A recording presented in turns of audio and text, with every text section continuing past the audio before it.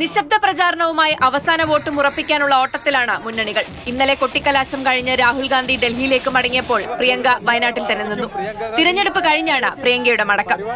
LDF സ്ഥാനാർത്ഥി സത്യൻ മൊകേരി ബത്തേരി, തിരുവമ്പാടി, വണ്ടൂർ, ഏറനാട് മണ്ഡലങ്ങളിലെത്തി വോട്ടർമാരെ കണ്ടു. മരണവീടുകൾ, കല്യാണ വീടുകൾ എന്നിങ്ങനെ വോട്ടുറപ്പിക്കുകയാണ് സ്ഥാനാർത്ഥി. 2014 അന്തരീക്ഷമാണ് ഇത്തവണ ഉള്ളതെന്ന ആത്മവിശ്വാസം കൊള്ളുന്നുണ്ട് സത്യൻ മൊകേരി. ഇപ്പം കുറച്ച് കടുപ്പാകുന്നവർക്ക് അവർക്ക് തന്നെ ബുദ്ധിയായിട്ടുണ്ട്. അതുകൊണ്ടാണല്ലോ അവരെല്ലാ സന്നാഹങ്ങളും ഇവിടെ എല്ലാവരും ഉണ്ട് അവിടെ. BJP സ്ഥാനാർത്ഥി നവ്യ ഹരിദാസ് സുൽത്താൻ ബത്തേരി, കൽപ്പറ്റ മണ്ഡലങ്ങൾ കേന്ദ്രീകരിച്ചാണ് ഇന്ന് നിശബ്ദ പ്രചാരണം നടത്തുന്നത്. നേരിൽ കണ്ട് വോട്ട് ചോദിക്കാൻ പറ്റാത്തവരെ കാണലാണ് ലക്ഷ്യം. വോട്ട് വിഹിതം കൂട്ടുകയല്ല, വിജയിക്കുമെന്ന് തന്നെ ഉറപ്പിച്ച് പറയുന്നുണ്ട് നവ്യ. കൂട്ടാൻ കഴിയുമെന്നല്ല, വിജയപ്രതീക്ഷ ഞങ്ങൾ തുടക്കം മുതൽ വെച്ച് പുലർത്തിയിരുന്നു. ഇന്നലത്തെ നമ്മുടെ കലാശക്കൊട്ടുകൂടെ കഴിഞ്ഞപ്പോൾ അത് ഞങ്ങൾ സ്ഥാപിച്ചിരിക്കുകയാണ്.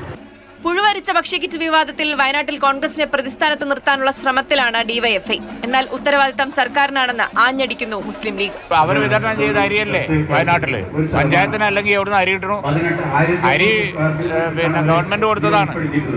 തിരഞ്ഞെടുപ്പിനുള്ള പോളിംഗ് സാമഗ്രികളെല്ലാം അതത് കേന്ദ്രങ്ങളിൽ എത്തിക്കഴിഞ്ഞു.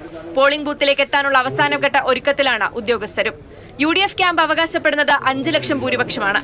വിവാദങ്ങൾക്ക് മൂർച്ചയുണ്ടോ എന്നറിയാൻ ദിവസങ്ങളുടെ കാത്തിരിപ്പ് മാത്രം. വോട്ടവകാശം വിനിയോഗിക്കാൻ നാളെ വോട്ടർമാർ രാവിലെ തന്നെ പോളിംഗ് ബൂത്തുകളിൽ എത്തും.